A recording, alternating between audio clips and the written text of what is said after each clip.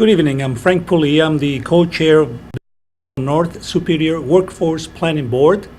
And tonight we're gathered with some friends and colleagues from across the region and even from all the way from Ottawa to talk about workforce development and the challenges that are present in the community, not only here in Turner Bay in the region, but maybe across Canada and across the globe.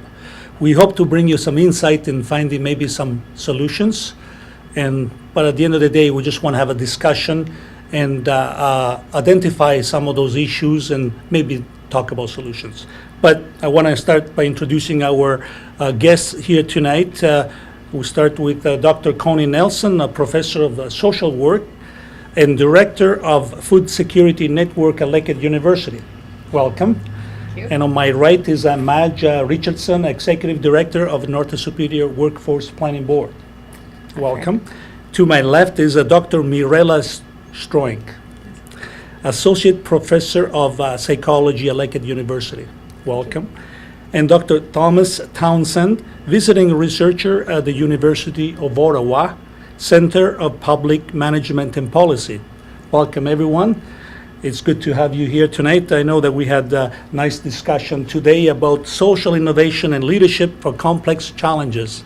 So when we talk about complex challenges, we're talking about workforce development at the local level that we as a workforce planning board have encountered over the years.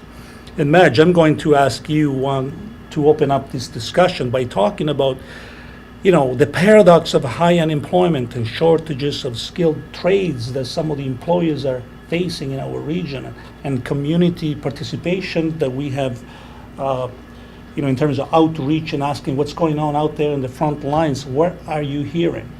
Okay.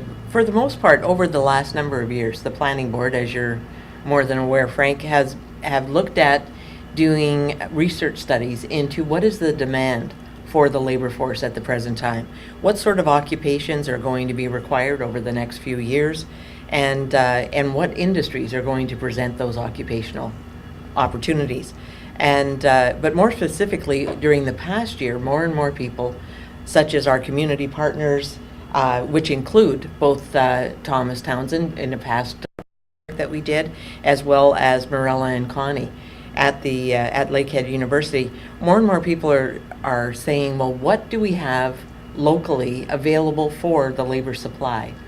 So more and more people were asking us specific questions there, and what we realized is really there is no comprehensive database or information on who is available to work, looking for work, what is their educational attainment, what's their skills or educational background, or what's their experience, and what are they positioning themselves for? What employment opportunities are there for them? That's a good point, because when we talk about supply from an employer's perspective, are we talking about the employer knowing what, so they know what the demand is, but are those employees available out there in the labor force? Yes and no. Unfortunately, it's not a really easy answer, but yes, there is supply there. However, a lot of employers are also pointing out that there's a mismatch of skills and availability of the skills. So what they need their employees to be able to do, what skill sets they need them to have, they're not necessarily easily found within the community or the region. And people are perhaps finding themselves in occupations where their skills aren't a good match for where they're employed either. So the labor force is always changing, and it's very dynamic because the people are very different. They're all bringing forward different skills and characteristics. Let's talk specifically about mining. What's the issue there? I mean, we know that there's so much enthusiasm about the opportunities in mining. Can those opportunities be realized when we're already facing shortages in skilled labor in construction already in our industries? There's already a shortage. So if a mining company needs workers and they cannot find them locally, they'll bring them from anywhere. Is that correct? That's correct. Well, historically, the mining industry has been very mobile. The workforce is very mobile, and that's what they've been able to do. Even though it's a large sector, it's a very small world, And so the mines have historically gone to other mines to bring in the workers as they need them. And the communities are no longer built up around the mines. It's actually more cost-effective for them to actually fly their workers into the mine site and then return them for their days off. And so even the workforce and the requirements within that sector, for example, have changed over the last number of years. So they not only expect their employees to be very mobile, it's demanded of them because they have to live somewhere and be flown in to do the work. So that workforce is really changing. The assumption of mobility in the workforce, so that the mining companies will bring them in from anywhere, is a correct assumption. So we Yes. have the challenges here that maybe workforce development cannot solve, and there's role for government. And I know, Thomas, you have done work with government agencies in this line in terms of thinking globally but acting locally. Can the solutions come from outside, or do they have to come from a local level? No longer. The tools that worked very well 25 years ago, for us to be able to forecast the needs of employers, be able to communicate those to colleges to develop the workforce, and to be able to match workers to jobs, have broken down. Things have become more complex. Situations develop locally that are impossible for us to make a determination from Ottawa or Toronto. So those solutions need to be developed and implemented locally now. So how can we engage the local communities? I mean, we have here some good representation from Lakehead University, and in terms of socioeconomic work that you have done and complex system. Today we talked at a workshop about social innovation and leadership for complex challenges. The challenges matching demand and supply in the workforce. It's a big challenge. And it's not just the workforce, it's all kinds of socioeconomic issues. But from your perspective, either one of you, what do you see some of the local solutions for these complex problems? Well, you're talking about uncertainties, and you're talking about rapid change and a dynamic workforce. And Connie and I have been working with complex systems theory as a lens or a way of understanding, looking at complex challenges and dynamic situations. So the complexity theory may be a useful way of looking at the workforce and understanding what's happening there. When we talk about complex, there's also an understanding about the different pieces of the puzzle. The employer, the employee, role of government. It's not one agency that can provide solutions. And there's more interconnectedness between all of the players. So the old way of just taking one particular industry or one particular company and looking at a specific trade in that company just doesn't make it anymore, because the needs are changing so rapidly. Technology is making the needs of the company. It's not just that they can't forecast ahead. It's just that the world is changing so quickly that So the type of flexibility that has allowed skilled labor that lost their opportunities for work in forestry, but we're able to adapt those skills in mining now, providing that adaptability. It's So a good that's- example. Yes, that's precisely. So the complexity lens is an excellent lens for doing this, because in the old way of thinking, we pretty well siloed ourselves and said, well, a forester is a forester forever. In fact, I can remember being out at Hemlo Gold Mines, and one employer there said, well, he kind of chuckled, he says, I think I'm the only forester in mining. So we had a long time had that sort of idea that you had to stay within that sector and there wasn't that mobility. But we now recognize that a lot of those skills can shift. See, and the economy was more stable then, right? That's right. You had the Yeah. continuous growth. Now we have boom and bust. It's a lot of, Absolutely. almost financial collapse in 2008, the restructuring of the economy, Yes. Mm-hmm. But emerging countries. I think this is part of what Thomas is talking about. We're talking about local solutions, because it's being able to recognize that this skill set in forestry could equally be in mining with just a little bit a shift in training. And so I think it's our challenge here locally to break down those silos and to think, like, what gifts and what skills do we have here that used to work in one sector that we could shift into another. And I think, Frank, when we were looking at, when a lot of the community partners were coming to us and asking us about the supply, who is here and who wants to work, where do they want to work, Yeah. what's their skills, and that type of thing, we knew that it was very complex because the workforce is forever changing, and it's hard to, at any given time, know exactly what's happening because it shifts so very quickly, and people respond to that shift, and so they change as well. So we knew it was going to be a difficult task. So we were looking at what sort of approach locally is there available, perhaps, to put a framework or a lens on this complex problem. And so in our discussions, actually it was Thomas in the Think Globally and Act Locally, suggested that we start looking at the supply and come up with a regional resources plan. Mm-hmm.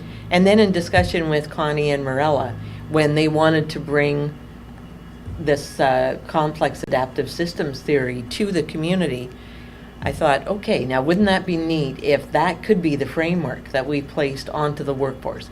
Would it work and assist us to come up with a regional HR plan? And so that's why we invited them to the board actually this weekend and spent the day with them. And it does look very promising to be that framework that's going to help us look at a very complex system and yet break it down into doable pieces or different pieces of the puzzle that we can address. And with the help of our community partners, which are vital in not only participating in this course, but the regional HR plan as a case study to apply this theory. They're going to be very integral in that, and so we may be able to address a number of the different levels of the complexity at the same time. And that's going to be virtually required if we're going to address it at all. So are you saying that the planning board can now take a leadership role in helping connect the dots amongst the regional community partners? Because we're talking about like a university, we're talking about the college and their training, how they respond to the training demands. We're talking about the employers, the Chamber of Commerce, the economic development agencies. So all the key players coming at the table, and maybe there'll be another session in the future where we'll have them around this table, Absolutely. continuing this discussion, because I know there are many people out there that are looking for solutions. You know, That's true. they don't necessarily come from Toronto. Right. They want solutions that come from here. Right, and in fact, you have to do it here. Is if you're talking about connections between local players, you're talking about deepening those connections in order to make things happen. That has to happen locally. It has to be stimulated through an organization like yours. Mm-hmm. And And so they- that there's an important role for a local organization bringing those players together, making sure that that information that's become so vital to be transferred among those players is available. And one used. key organization that I forgot to mention, and I'll play the devil's advocate on this, and is the employers. In many of our discussions, you know, we tend to forget the employers, those who will do the hiring for these jobs. We need to bring them to the table also and listen and hear from them. You know, what are the issues in apprenticeship? There are many challenges. You know, there has been massive amount of education about, you know, the need for more apprenticeship because we have an aging workforce. Skilled labor is retiring. So how do we bring more apprenticeship? You know, we need to ask the employers. And that is one of the challenges for sure. And one of the realities that the employers face is they have these issues or challenges that they need to address. So they have. What are the challenges? Cost? I train them and then I lose them? There is some of that, Some but at of the them. same time, they have to be doing business each and every day to stay in business. And so this outside, so bringing them to the table is certainly necessary, and they realize that. But I think one of the challenges we face is finding time to bring them all together, and that's one of the roles that the board plays.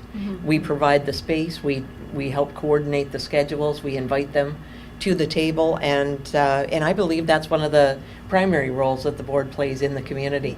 And we have a great deal of strong relationships and partnerships that have been done over the year. And Lakehead University and with the Organization for Economic Cooperation and Development, which Thomas is also involved in, is certainly two of those stronger partnerships. And so it's really delightful to be able to bring them all together on this one issue, looking at our regional human resources plan and how this complex adaptive can be applied to that. So yeah, it seems to me that the North Superior Workforce Planning Board is in a perfect position to actually actualize what we know is that diversity breeds innovation, and without that stimulation, you're not going to get the kind of social innovation we need in workforce planning. So, I mean, you already have this wonderful diverse board, and the recognition that there is more connections and more relationships out there that also need to be developed. I think you're pivotal in being able to launch even further into this issue of diversity breeds innovation. And we already seen that unless we find local solutions at the higher level, they're already finding answers to this problem by opening up immigration for skilled labor. Either we train our own workforce here, Yes. or either the employers, mining companies, or the government are going to open up opportunities for outside immigration to come in, because unless we do that, the economy won't grow fast enough. There will be limiting factors in our ability to provide the growth necessary to provide the services and maintain the quality of life that we are proud of in Canada, right? Right. I mean, there are implications of not doing sufficient, providing some answers and just hope that someone else will solve these problems for us. That's right. And if we do, when we manage to come up with a regional human resources plan, what it will serve to do is inform the decision makers at any of the orders of government, whether it be municipal or provincial or federal. It will inform their programs and services on how to assist our available workforce in gaining the skills, the education, and the training that they need to maximize their employment opportunities when they present themselves. Because everyone within this community wants to make sure that, first of all, the opportunities are available to the people that live here. And we have a great number of people looking for work, and they just need assistance finding the available jobs. They need assistance for some training or education that's going to top up their skills and ability, and they will be positioned to take advantage of those opportunities as they arise. And there's a great deal of community will to ensure that happens. So that's one of the driving forces behind our regional HR plan, is to help us know who's here to assist them so they're ready for those opportunities. So one of the things that's fundamental to complexity lens is tight feedback loops. So when you make this plan, it isn't like that the space and time between steps may decrease, because you're always feedback looping into the system so that you can shift and adjust. And that's one of the exciting things about doing an HR you're strategy talking plan from a complexity standpoint, is these tight feedback loops. I don't know if Morella wants to add to. Things are changing so fast that we need adaptable organizations that are nimble and adaptable, because things are moving very quickly. Very quickly. So you need to get the information in, the right information in, as quickly as possible, including things like who is in the labor force, what are their skills, how can you access that information quickly and match it to the demand side. And recognizing that it's dynamic and changing. So it's not a plan in a traditional sense that's static and it's going to work and be there over several years. This is a plan that has to move with the needs of employers and the demands of the labor market. So those 5-year plan, those big business plan, strategic plan, are those fading away, or they need to change and be more adaptable to fast-moving socioeconomic reality We can Yes. still use those, right? Right, We're- but the what you're saying is the process- process has to be fine-tuned, There's- accelerated. Yeah, There's part of that. It has to be augmented with new kinds of information Okay. that give us a better perspective on things. So- You know, it can't just be those hard unemployment data, those traditional pieces of information in highly aggregated forms. It's much more granular we talk about. So, It's much more let me ask you a personal, specific so to question. speak. What does that mean then for unemployment right now in the youth unemployment being close to 20%? You know, that there is some information out there that is telling us that because those retirees, those people who were expecting to retire at 60, Yes. now they're postponing to 65, Yes.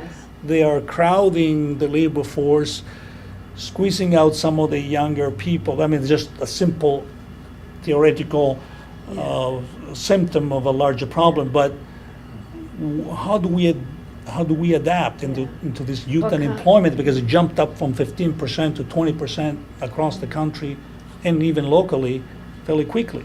I think complexity would first of all say it's not just a simple placement, that they're, you know, just because somebody is at this level doesn't mean that 22-year-old is going to jump position. I mean, it's a broader look at labor. Like, there's a lot of transitional work that has to be done to bring that youth. It's a huge issue and we need to address it, but it's not just going to be A replaces B.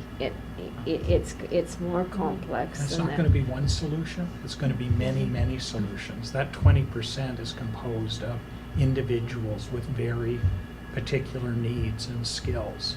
And on the other side of that, there are employers that are looking to solve very specific problems. The plan has to try to match those two in a way that creates additional opportunities, both for employers and for the unemployed.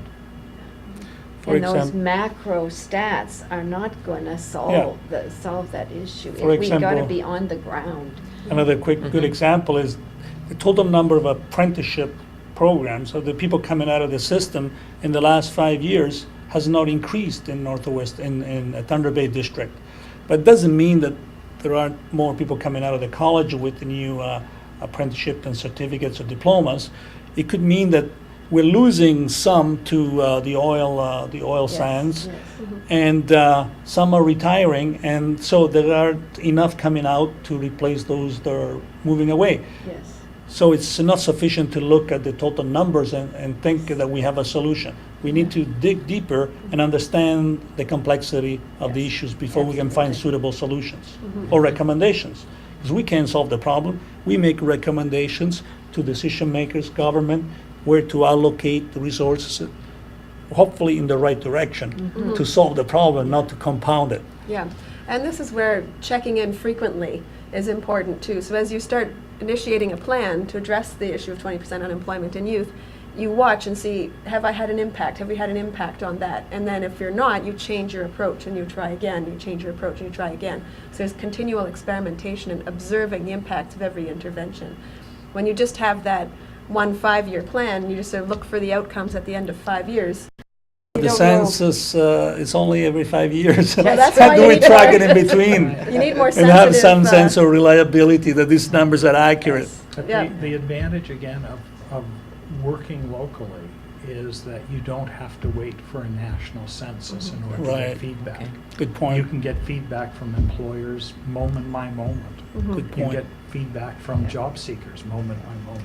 And I wonder if we can use new social media tools to access this more granular, fine data, just to access the data on who is looking for employment, what are they being matched to, who has jobs, and if there's any way that we can do that moment by moment, in real time, would be. There are tools there that might be of use. Yeah. Yeah, and I mean, it's very complex. That's why we said that social innovation and leadership for complex challenges. Yes. Discussion we had today, and hopefully we can bring to the table some pragmatic solutions. And tonight discussion is moving in that direction. So I'd like to thank you for your participation, your insight, your knowledge, your contribution to making Thunder Bay and region and our northwestern region and our communities a better place to live. So thanks again. Thank you. Thank you.